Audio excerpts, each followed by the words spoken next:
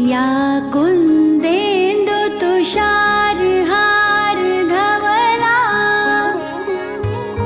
या शुभ्रवस्त्रावृता या वीणावरदण्डमण्डितकरा या श्वेतपद्मासना.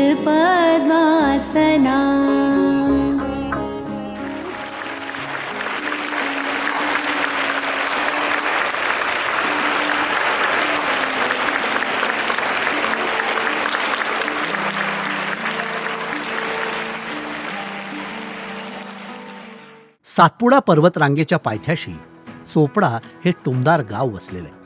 या गावात 1918 साली नगर परिषदेची स्थापना झाली.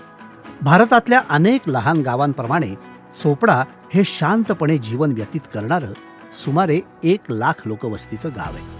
या परिसरातील आदिवासी समाज आणि तळागाळातील कष्टकरी माणसांना मदतीचा हात देण्यासाठी पंकज समूहाची स्थापना डॉक्टर दादासाहेब बोरोले या अवलियानं 1990 साली केली.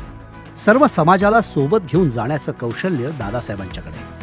त्यांच्या दूरदृष्टीमुळे गेल्या 35 वर्षात पंकज शैक्षणिक आणि सामाजिक संस्थेच्या प्रगतीचा आलेख सतत उंचावत राहिलाय. दादासाहेब उर्फ SP बोरोले यांचा जन्म एका सामान्य शेतकरी कुटुंबात झाला. साळवे, तालुका धरणगाव, जिल्हा जळगाव हे त्यांचं जन्मगाव. एखादं काम हाती घेतलं की त्यात दादासाहेब आपला संपूर्ण आत्मा ओततात. त्यातून मिळणारा आनंद हीच त्यांची कला. म्हणूनच पंकज समूहाचा विस्तार अत्यंत कल्पकतेनं ते करू शकले. त्यावेळची परिस्थिती अशी होती की दादांकडे पैसे नसताना सुद्धा दादा शैक्षणिक याच्यामध्ये 1 रुपया सुद्धा कमी तडजोड करत नव्हते. ते म्हणायचे की मला मुलांना जे जे शैक्षणिक वातावरण लागेल, बेंचेस लागतील, पंखे लागतील, अशी माझी शाळा सुरू झाली पाहिजे. आडगाव, तालुका चोपडा, जिल्हा जळगाव हे गाव दादासाहेबांनी वैद्यकीय सेवेसाठी निवडलं. त्यासोबतच 1987 मध्ये पंकज बिल्डर्स आणि डेव्हलपर्स या फर्मद्वारा उद्योग व्यवसायाला सुरुवात केली. छत्रपती शिवरायांचा आदर्श जनतेसमोर ठेवण्यासाठी दादासाहेबांनी जाणता राजा या महानाट्याचा भव्य दिव्य प्रयोग चोपडासारख्या लहान गावात घडवून आणला. शिवरायांवर प्रेम असणाऱ्या उत्तर महाराष्ट्रातील जनतेच्या सहकार्यानं त्या महानाट्याचं 2 वेळा यशस्वी आयोजन केलं. समाजाला योग्य दिशा मिळावी, प्रबोधन व्हावं, अंधश्रद्धा सोडून द्याव्यात याकरता दादासाहेबांनी प्रवचन, कीर्तन, श्रीरामकथा, भागवत ज्ञान यज्ञ, तुकाराम गाथा पारायण, ज्ञानेश्वरी पारायण, विपश्यना, गीत सत्संग, योग साधना आदी कार्यक्रमांचं आयोजन केलं. हे करण्यामागे एक प्रगल्भ आणि विकसित समाज घडावा हीच दादासाहेबांची मनापासून इच्छा होती. आडगाव इथं काम करत असताना पिण्याचं स्वच्छ पाणी आणि व्यक्तिगत स्वच्छता याची समाज जागृती करणं आवश्यक आहे असं त्यांना जाणवलं. काही काळानं हे गाव पंकज समूहानं दत्तक घेतलं. या गावाला जे आरोग्याचं आणि स्वच्छतेचं महत्त्व दादांनी पटवून दिलं ते जवळजवळ प्रत्येक घरापुढे तुम्हाला स्वच्छ सडा गाठलेला दिसेल, रांगोळ्या गाठलेल्या दिसेल. महिला अगदी आनंदाने करत होत्या सर्व स्वच्छता. आणि या दृष्टिकोनातून एवढी सवय लागली की तुम्हाला कोणी नवीन माणूस आला तर तो असं म्हणत होता की या गावासारखं गाव आम्हालाही करायचं आहे.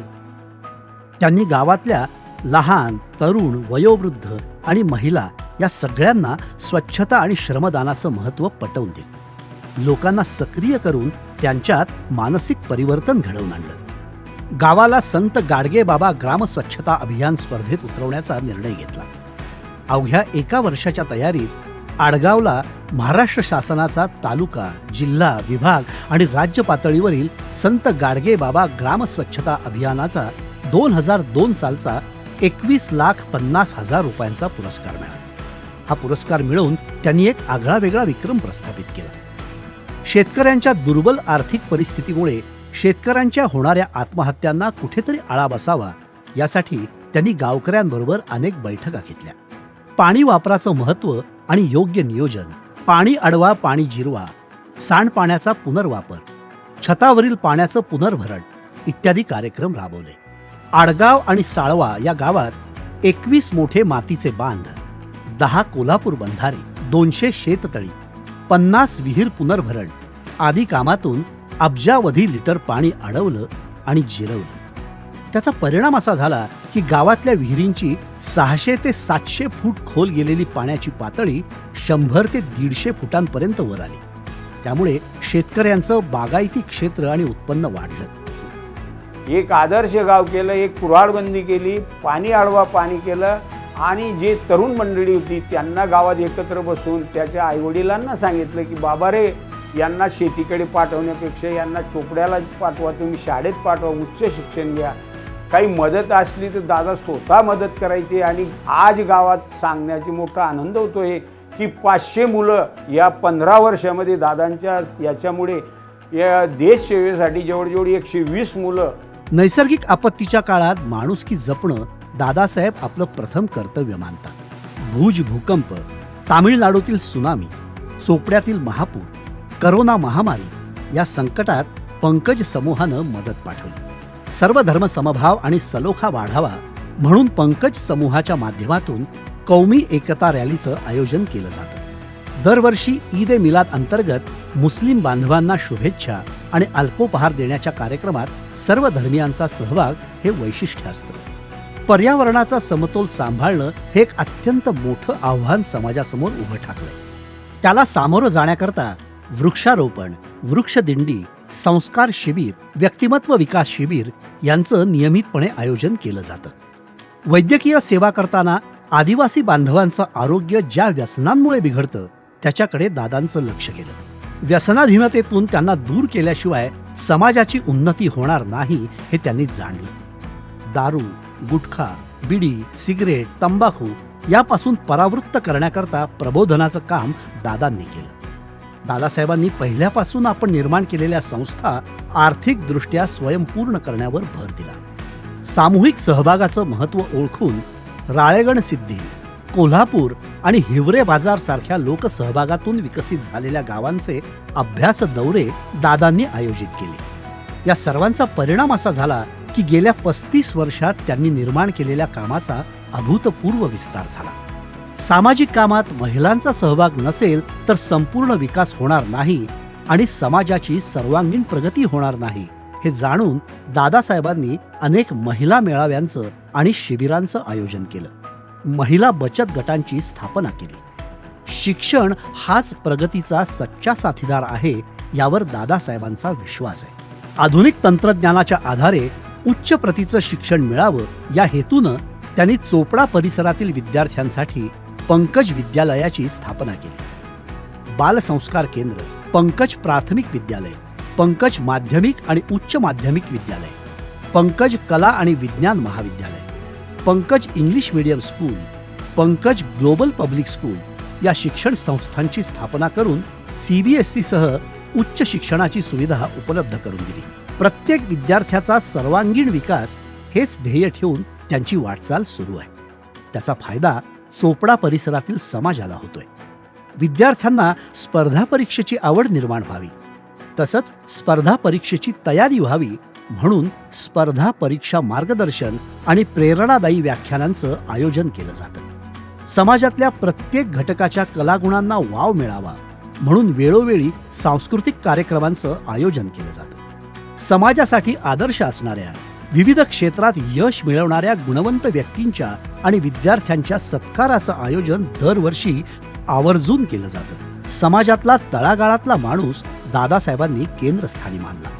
शैक्षणिक, सामाजिक, सांस्कृतिक, सहकार, शेती, जलसंधारण, आधुनिक तंत्रज्ञान, बांधकाम अशा विविध क्षेत्रातील त्यांची दूरदृष्टी अवर्णनीय आहे. संपूर्ण महाराष्ट्रात दादासाहेब बोरोले यांनी आपल्या कर्तृत्वाचा ठसा उमटवत यशाचे नवे मापदंड प्रस्थापित केले.